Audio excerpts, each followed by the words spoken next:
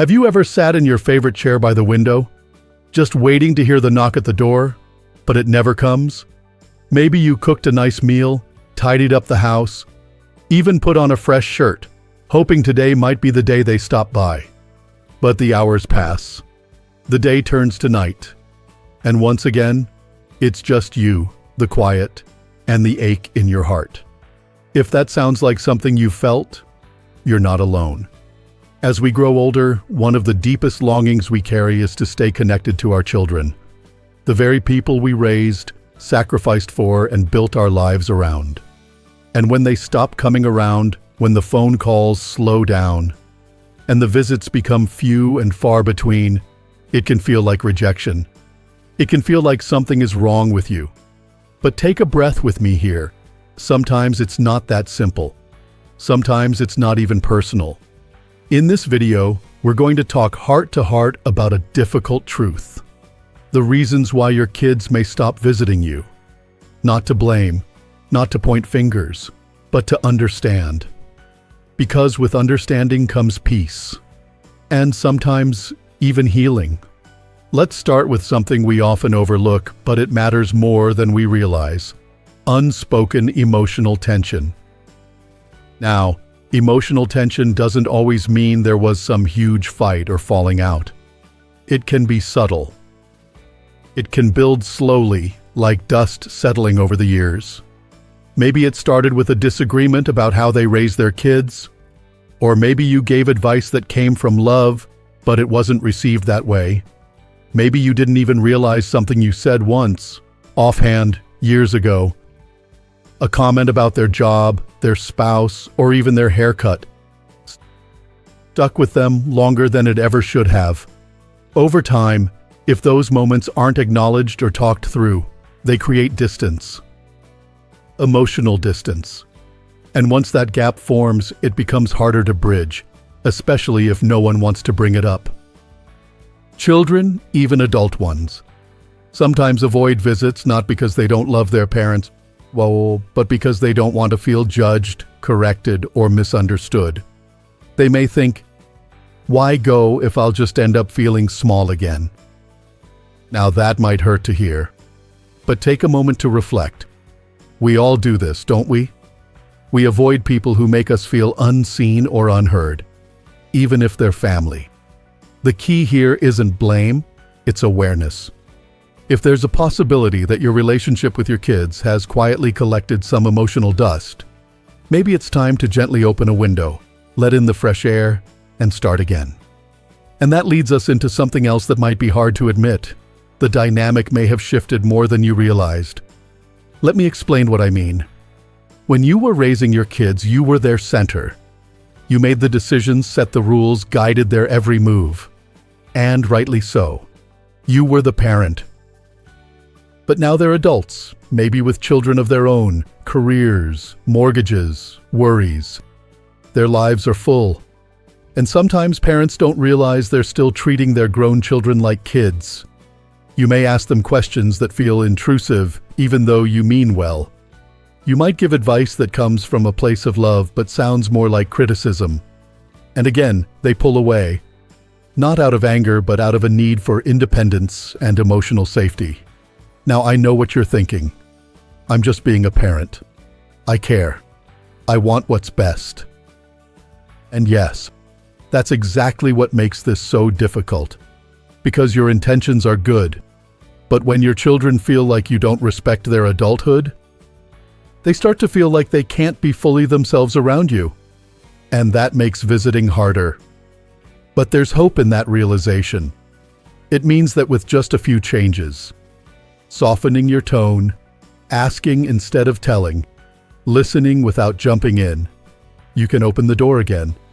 You can be that safe place, that warm harbor they come home to because they want to, not because they feel obligated. Now let's pause here for a moment and really breathe that in. Think back to when you were in your 30s or 40s. You were juggling work, kids, stress. How often did you get to visit your own parents? Did you ever avoid it because you were just too tired? Or maybe because every visit turned into a debate or a guilt trip? That's not to blame anyone. It's just to remind you that this experience isn't new. Generations have gone through it. But you, right now, have the power to break that cycle. To be the parent that your adult children feel relaxed around. Safe, loved, without conditions. There's also something else we need to talk about. The invisible pressure of guilt. You see, sometimes when kids do visit, they walk away feeling guilty. Not because you meant to make them feel that way, but because the visit might have been filled with comments like, "You never come anymore," or "I guess you're too busy for your old folks." These phrases come from a place of hurt, of loneliness, of longing. We know that. But they land like heavy weights on your child's shoulders. Instead of feeling joy after a visit, they walk away feeling guilty. And nobody likes that. So, without even meaning to, they begin to visit less to avoid that feeling. Now, this is important. Your feelings are valid. It's okay to miss your children. It's okay to long for more time with them. But the way we express that longing matters. Imagine if instead you said, "It's so nice to see you," or "I'm really glad we had this time together." Suddenly, the emotional tone shifts. Now your child leaves feeling loved, appreciated, and welcomed. And they're more likely to come back. We all want to feel that we're a joy to be around, not a source of stress or guilt. When you focus on creating that kind of space, peaceful, loving, welcoming, your presence becomes a gift, not a demand. And believe me, that kind of presence is magnetic. So maybe the question isn't just, "Why don't my kids visit more?" Maybe it's also, "How can I make sure they feel good when they do?"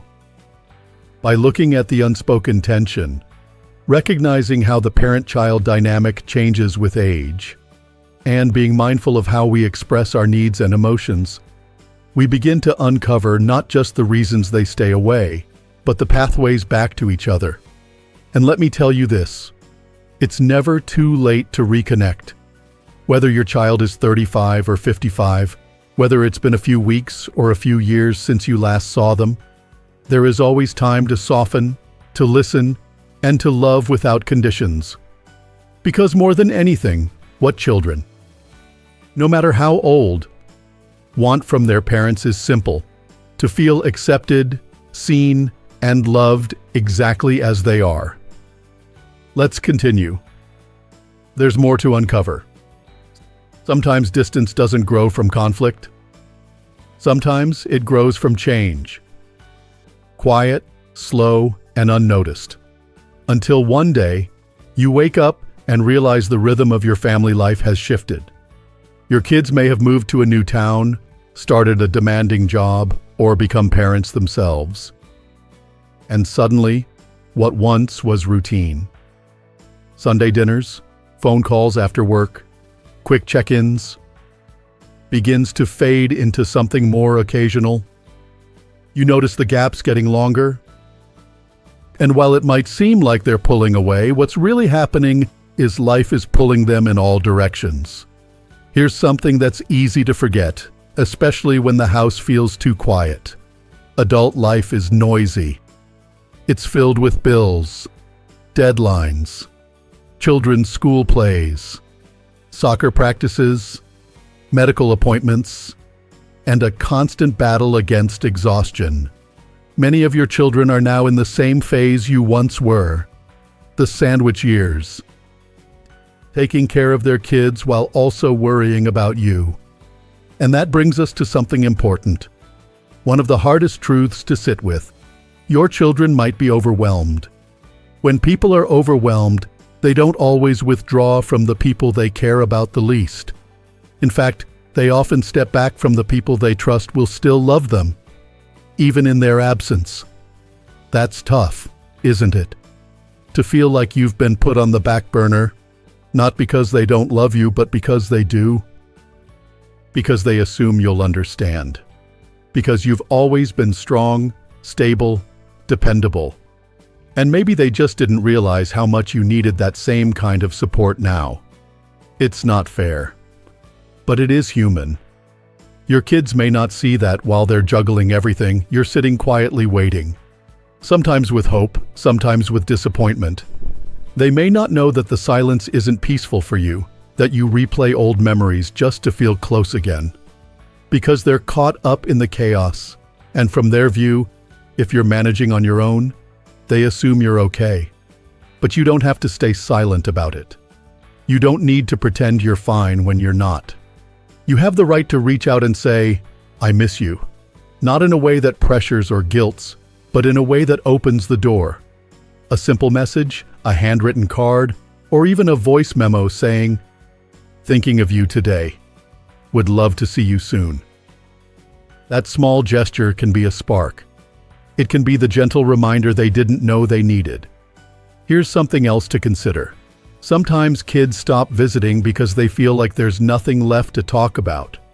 It's not because there isn't love. It's because the connection has quietly faded into routine, and routine into silence. When conversations become only about health, the weather, or complaints about the world, your kids might start to feel like visiting is a chore rather than a joy. Again, this isn't about blame. It's about understanding the emotional experience of a visit. So let's ask ourselves gently, what kind of emotional space are we creating for our kids when they come over? Do we light up when they walk through the door, or do we immediately bring up the last time they forgot to call? Do we ask about their lives? Really ask? Or do we spend the whole visit in quiet disapproval of how things have changed? Because here's the truth. People are drawn to light. They come back to where they feel uplifted. And while we may be tired, lonely, or even hurting, we can still choose to meet them with warmth instead of weariness. That doesn't mean you have to pretend to be happy when you're not. It just means being intentional about creating moments of connection. Maybe it's pulling out old photo albums and sharing stories they've never heard. Maybe it's cooking a favorite family recipe together or asking about their kids' interests, their passions, even the silly stuff, the shows they're watching, the music they like. These things matter because they say, "I care about your world." When someone feels seen, they come back. And let's not forget, the world your children live in today is wildly different from the one you raised them in. Expectations have shifted. Time feels shorter, distractions louder, and the pressure to do it all is crushing. Your children might not even realize how fast life is pulling them along and how far they've drifted. But they can find their way back. And here's something beautiful about you. Yes, you watching this video. You still have the power to be that calm in the storm. You still have the wisdom to guide without controlling, to love without judgment, to accept without trying to fix. That, more than anything, is what your kids need. They don't need you to be perfect. They don't need fancy dinners or spotless houses. They need your presence, your patience, and your willingness to see them as they are now. Flawed, busy, maybe a little stressed, but still your children. You've spent decades giving love. And while it might feel like the flow has slowed down, I promise, it hasn't stopped. Sometimes you just have to nudge it gently back into motion.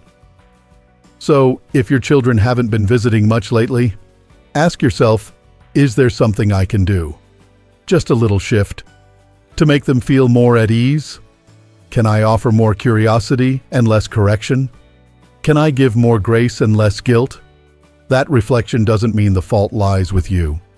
It means you care enough to create space for reconnection. It means you're brave enough to lead with love, even now. Because you know what lasts longer than distance? Love that's patient. Love that welcomes, even when the world pulls people apart. And you, my friend, are the anchor that can hold that love steady. Let's keep going. There's a moment that comes to all of us eventually. When the house is quiet, when the phone hasn't rung in days, and you start to wonder, not just why your kids haven't come around, but if you've somehow lost your place in their lives. And the hardest truth of all is this: sometimes your kids stop visiting because they are hurting, and they don't know how to talk to you about it. It might be something small you said long ago that left a scar, or it could be something they're going through now. Anxiety, depression, divorce, financial pressure, and they don't want to be seen in their weakest moments. They remember you as the strong parent, the one who held everything together. And now, they can't bring themselves to show up unless they feel whole. You may have been the rock in their lives, the person who always had an answer, always stood tall. And now they worry that if they show you their pain, you'll see it as failure, or worse. Be disappointed. Sometimes they don't visit because they don't know how to say, "I'm not okay." This is where your wisdom matters more than ever, because you know what it means to hurt. You've lived through loss, through heartbreak, through silent dinners and tear-soaked pillows. You know what it's like to keep going even when the world doesn't make sense. And that makes you the perfect person to hold space for someone else's pain. You don't have to have all the answers. Sometimes the greatest gift you can give your children is to let them be vulnerable, to show them that your love isn't dependent on them having it all together, to remind them that home doesn't demand perfection. Home just welcomes. If there's a part of your relationship that feels frozen, stuck in years of unspoken hurt or misunderstanding, maybe this is the time to thaw it with gentleness. Not with long speeches or dramatic gestures. Just quiet kindness. A note that says, "I've been thinking of you. I'm here when you're ready." A conversation that starts with, "I may not have said it enough, but I'm proud of you." Always. Healing doesn't come all at once, but it always begins with someone willing to go first. Now, before we close this conversation, there's one more thing that deserves your attention, and that's your own peace of mind. Sometimes, despite all your effort, your child still doesn't come around. The silence continues, and you start to carry the weight of that like a secret shame, wondering what more you could have done. But here's the truth. You are not responsible for every distance that exists between you and your children. They are grown now. They have choices. And while reflection is important, while reaching out and keeping the door open is an act of love, you are still allowed to protect your heart. You are allowed to grieve what has changed. And you are allowed to live a full, joyful life, even in the face of that absence. There's a beautiful kind of peace that comes when you stop chasing after answers and start tending to the garden of your own soul. Let this be a reminder. Your worth is not measured by how often your phone rings. You are not less valuable, less lovable, or less important just because your kids don't visit like they used to. You are still you, full of stories, full of strength, full of love to give. So maybe it's time to pour some of that love back into yourself, into friendships that feel mutual, into hobbies that spark joy, into quiet moments of reflection and celebration for the life you've lived and the wisdom you hold. And if your children come back, and many do when the time is right, they will find a parent who hasn't given up, but who has chosen to live with dignity, grace, and open arms. Your story isn't over. Your presence still matters. And even in the silence, your love still speaks volumes. So take heart. You are not forgotten. You are not alone. You are deeply, deeply valued, just as you are. And if you're still with me here, let me say this. Thank you for being the kind of person who shows up, not just for others, but for yourself. That takes courage. That takes strength. And the world needs more of both. Remember, it's okay to miss your children and also choose joy in your life. These two truths can exist together. If this message has touched you, please consider sharing your thoughts in the comments. Let's support one another. You're part of a community here, a strong, caring one. and we'd love to hear from you. If you found this video helpful, go ahead and like it. And don't forget to subscribe to Strong Elderly Life for more videos like this one. We're here to walk this journey with you step by step, heart to heart. Here's to living with love, with purpose, and with peace. No matter your age, you've earned it.